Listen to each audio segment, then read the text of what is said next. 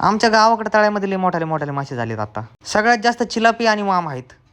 आणि आमच्या सगळी बारकाली पोरं इथून दिवसभर मासे धरतात. पण ज्यांनी हे मासे आणून सोडले तो दिवसभर यांना बोलत असतोय. पण तळ सरकारी असल्या कारणाने तो काही जास्त बोलत नाही. आज सकाळी आपल्याला काही कंटेंट नसल्या कारणाने आपण आता ठरवले की गायांच्याच मागं कंटेंट करायचं आहे आपल्याला. मुंबईला असल्यावर निदान काहीतरी दाखवता येतंय, इथं तर काही दाखवायला बी नाही.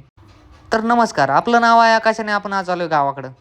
ह्या गायांची एक खूण अशी आहे की यांच्या जर पुढं चाललं तर ह्या गपचित चालतात आणि यांच्या जर मागं चाललं तर डायरेक्ट पळत सुटतात.